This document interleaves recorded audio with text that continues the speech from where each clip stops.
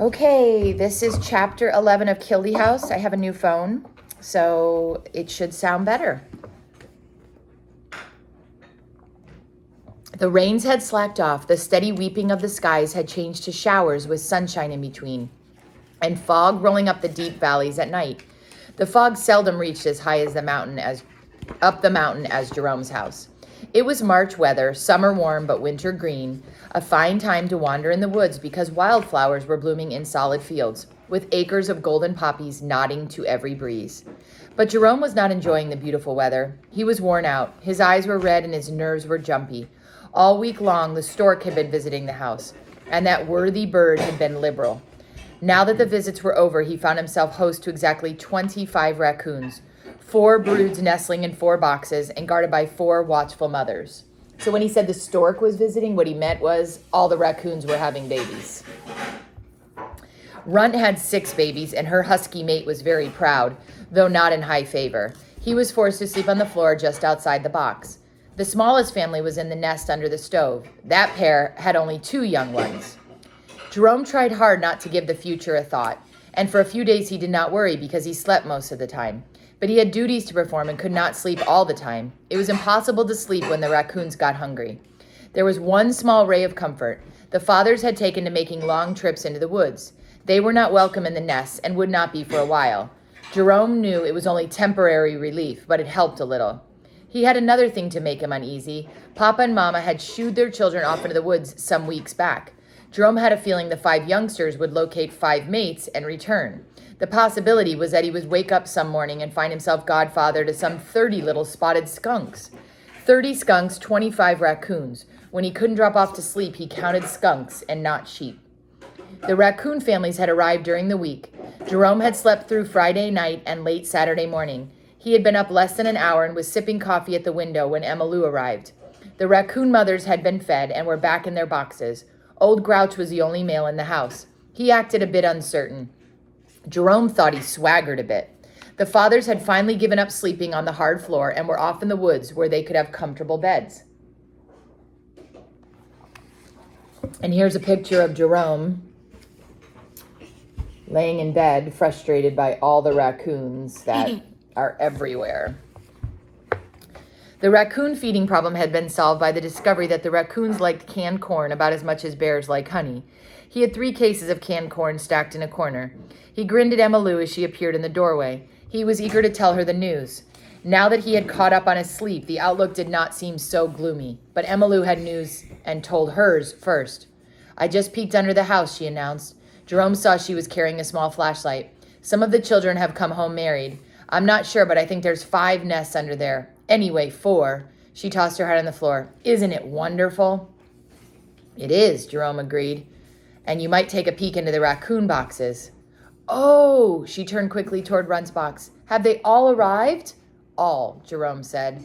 Emma Lou bent over Runt's box. Runt looked up at her proudly. When Emma Lou lifted her out of the box, she churned happily. 6 babies, Emma Lou squealed with delight. "Runt, you're wonderful." She dropped Runt back into the box and tiptoed around, peeping into each nest. When she came back to the table, she had a dreamy look on her face. She sat down and smiled at Jerome. 16 babies, she said. 25 raccoons, Jerome said. By next March, there'll be 125. He paused. The March after that, there'll be 625.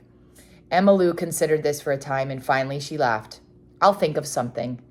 "I could add another story and live upstairs," Jerome said. Emma Lou giggled. "Every year you could add another story and move up a little higher." They both laughed at the idea of a house growing to be 200 feet high. "I'd do it if they'd let me keep the ground floor room," Jerome said. "Could you afford to do it and feed them too?" Emma Lou asked. The idea really appealed to her. "I guess not," Jerome said. "Anyway, we'd have to figure out something for the skunks." "It wouldn't be fair to leave them out," Emma Lou sighed, "but it's a grand idea." She got up and walked to the door. "We could build little houses outside, a house for each family." Jerome remembered how Mrs. Grouch had always returned her brood to the oven. He had taken them out of the oven and scrubbed it with Dutch cleanser every Saturday afternoon so he could cook his roast. They'd pack the babies right back into the house, he said.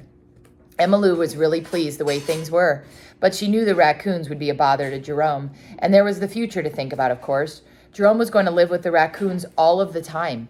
She would only be up on visits. She smiled brightly. "We'll work out something." There'll probably be 25 or 30 little skunks, Jerome said. With such a gang around, I doubt if we can help having trouble. Looks like I'll have to do something. 30 would be quite a few skunks along with the raccoons, Emma Lou admitted. But it would be wonderful having 30 skunks in my act. It hasn't been nearly so good since I've just had Mama and Papa. Jerome grinned. It would be something watching her put 30 skunks through the act. We could handle the skunks if we didn't have a raccoon for every square foot of the floor, he said. Could I have an egg and some bacon? Emma Lou asked. I can't think when I'm hungry. I was so eager to find out what happened that I didn't wait for breakfast. I'll fix 2 eggs, Jerome said with a grin. I think you'll need an extra egg to help solve this one. I can fix them, Emma Lou said. All we've had is venison for a week. She scowled, and Ben wouldn't tell me anything. He won't tell me a thing now that I've made friends with Jim Hinkle, but he acted funny. I couldn't eat a bite of venison. Jerome regarded her thoughtfully, and finally he said, so basically she just said there that Ben won't talk to her about the deer or shooting the deer because she's friends with the warden now. And she said she couldn't eat the venison, which is the deer, because of Monarch. Has Monarch been around lately, he asked. He had a hunch this would get at the real trouble regarding the venison. I did see him, and he knew me. Emma Lou's eyes were snapping now, but I haven't seen him for a week. She stuck out her chin and stabbed at the sizzling bacon with her fork. I'll get even with Ben. It probably wasn't Monarch he shot, Jerome said soothingly. I ought to tell Jim Hinkle. She flipped the pair of eggs and smacked them with the turner. Ben hasn't any $100. If he had to stay in jail, it would teach him something. Jerome frowned. You wouldn't do that to Ben, he said. Well, no, but I'll do something to him. She looked down at the 4 mama raccoons who had gathered around her and were sniffing eagerly. Could I boil them an egg? Better make it 2, Jerome said. They'd get one eaten before you finished yours and beg your breakfast off of you. She boiled 2 eggs for the raccoons. After they were chopped and set on the floor, she carried her plate to the table and sat down. She had to get her mind off Monarch. She needed to give some thought to Jerome's problems.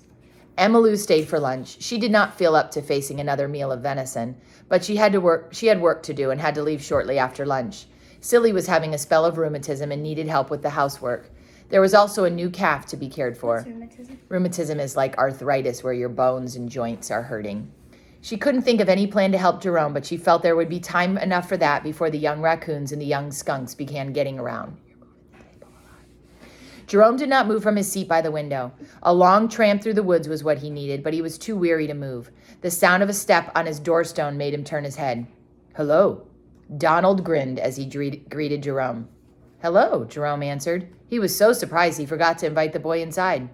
Thought I'd come up and see how your zoo is coming along, Donald said. I've been thinking about visiting you for some time. Come in, Jerome said, and have a chair. He tipped the chair forward across the table, dumping Old Grouch onto the floor. Old Grouch bounced up, fluffing his fur and growling. He blinked a couple of times as he saw Donald, then he marched past the boy and out onto the yard. Donald sat down beside the table. Jerome was sure he wanted something, so he waited. Donald was somewhat embarrassed, and finally he said, I guess I've been sort of nasty. Jerome considered this for a minute. He really did not dislike Donald. He should not like him, but there was something about the boy that appealed to him. If it wasn't for that redhead, I'd come up here often, Donald scowled. If she wasn't a girl, I could fix her quick and plenty. Jerome smiled. But she is a girl, he said, and a mighty nice one. Ben Eppie's been working for Dad, Donald said. Jerome nodded. He was beginning to see that Emma Lou had more than just Monarch to hold against Ben. He had an idea Ben and Donald had been deer hunting, and that perhaps Emma Lou suspected they had bagged Monarch. They had gotten Monarch. Ben says you have 7 skunks, and they do tricks, Donald said. He had come to the reason for visiting Jerome. He had to see those 7 skunks do their tricks. I don't rightly know how many skunks I have right now, Jerome said. At a guess, I'd say there were 12, and that after that after a bit there'll be 30 or more. Donald stared at him open-mouthed. 30 skunks? It was clear he did not believe it.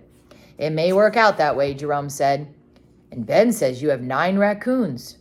25 raccoons, Jerome said. Golly, 25 raccoons? Donald looked around the room. He saw 4 bandit faces peeping at him over the edge of the 4 boxes. 6 young ones in that box. Jerome nodded toward Run's nest. Some in each nest. What you gonna do with them? Donald was amazed, and he was impressed. I don't know, Jerome admitted. How many did Ben say he had? So he has 25 right now, but Ben said he had how many? 12, I think. I don't know. A lot.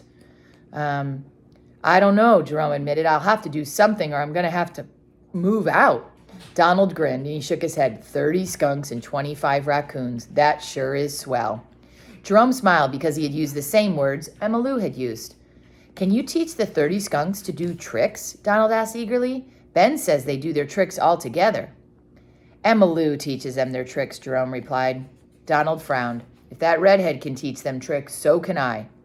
Jerome thought this over. He didn't much like the idea of having them meet in this house. It wouldn't be as bad as a fight between the skunks and the raccoons, but it might be unpleasant, and it would probably be as one-sided as a fight between the skunks and the raccoons. Emma Lou had a decided advantage. They won't be big enough to start training for a long time, Jerome said. Donald got to his feet. I'll come up once in a while if you don't mind, he added as he paused in the doorway. I'll make sure the redhead isn't here. I know how to fix her, but I wouldn't make trouble for you. Come up anytime she's not here, Jerome said, and he meant it. And I'll think of something to help you out. I'd like to have what you can't keep up here, but my folks wouldn't let me keep them. He paused just outside the door. You don't think so many skunks and raccoons will mix very well. He grinned back at Jerome. That's part of the problem, Jerome added. I'll think of something, Donald said. Between the three of us, we ought to think of a solution, Jerome said. Emma Lou is doing some thinking too. Donald bristled at once. We'll see who comes up with an idea that will work, he said. Jerome grinned as he watched Donald stride down the slope. He was probably asking for trouble in inviting the boy to visit him, but one more trouble wouldn't break his back. And that's the end of chapter 11.